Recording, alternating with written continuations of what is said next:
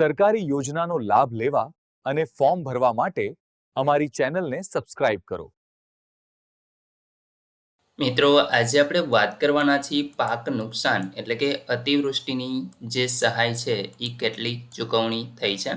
તમારા ખાતાની અંદર આ ચૂકવણી જમા થઈ છે કે નહીં એના વિશે પણ ચર્ચા કરીશું. તો મિત્રો, જો તમને આ વિડીયો ગમે તો લાઈક કરી દેજો, તમારા મિત્રો સુધી શેર કરજો અને ચેનલને સબસ્ક્રાઇબ કરી લેજો, જેથી આવી કોઈ પણ માહિતી આપ સુધી પહોંચતી રહે.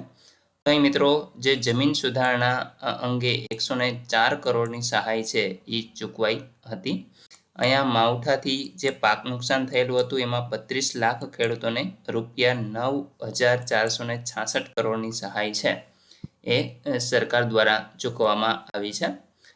ગાંધીનગર ખાતે મુખ્યમંત્રી ભૂપેન્દ્ર પટેલના વડપણમાં મળેલી એક કેબિનેટ બેઠકની અંદર કૃષિ રાહત પેકેજની પ્રગતિની સમીક્ષા કરાઈ હતી. રાજ્ય સરકારના પ્રવક્તા મંત્રીએ જણાવ્યું હતું કે કૃષિ રાહત પેકેજ હેઠળ ખેડૂતોને સહાય આપવા માટે અત્યાર સુધીમાં 32 લાખથી પણ વધારે ખેડૂતોને 9,516 કરોડના ઓનલાઈન બિલો છે એ તૈયાર કરાયા છે. જે પૈકી આજની સ્થિતિએ કુલ 32,49,000 છે એ ખેડૂતોને કુલ 9,466 કરોડથી પણ વધુ સીધી જ સહાય છે એમના બેંક ખાતાની અંદર ચૂકવણી કરવામાં આવેલી છે. ઓક્ટોબર 2025માં થયેલ કમોસમી વરસાદ સંદર્ભે 33 જિલ્લાઓની અંદર 30,06,865 લાભાર્થીના રૂપિયા 8,610 કરોડના ઓનલાઈન બિલો છે તૈયાર કરવામાં આવેલા છે.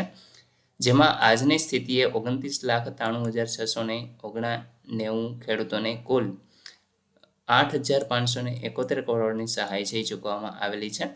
સપ્ટેમ્બર 2025માં થયેલ જે ભારે વરસાદના કારણે અસરગ્રસ્ત 5 જિલ્લાઓ છે એમાં 2,34,386 લાભાર્થીના રૂપિયા 792 કરોડના ઓનલાઈન બિલો છે એ તૈયાર થયા છે. જેમાં આજની સ્થિતિએ 2,33,777 ખેડૂતોને કુલ 791.19 કરોડની સહાય છે એ ચૂકવવામાં આવી છે. જમીન સુધારણા અંગે 31,000થી પણ વધુ ખેડૂતોને રૂપિયા 104 કરોડથી વધુની સહાય છે એ અહીંયા ચૂકવવામાં આવેલી છે. તો મિત્રો, તમે જોઈ શકો છો કે 32 લાખ ખેડૂતોને 9,466 કરોડની સહાય છે સરકાર દ્વારા પોતાના ખાતાની અંદર ચૂકવવામાં આવેલી છે.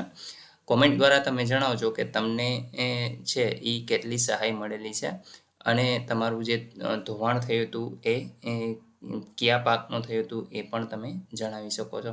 મિત્રો, આશા રાખું છું કે આ વિડીયોની અંદર તમને માહિતી મળી ગઈ છે. તેમ છતાં પણ કોઈ પ્રશ્ન હોય તો કોમેન્ટ દ્વારા પૂછી શકો છો. વિડીયોને લાઇક કરી દેજો, તમારા મિત્રો સુધી શેર કરજો અને ચેનલને સબસ્ક્રાઇબ કરી લેજો, જેથી આવી કોઈ પણ માહિતી આપ સુધી પહોંચતી રહે. વિડીયો જોવા બદલ આપનો ખૂબ ખૂબ આભાર. મળીએ એક નવા વિડીયો સાથે. ત્યાં સુધી જય હિન્દ.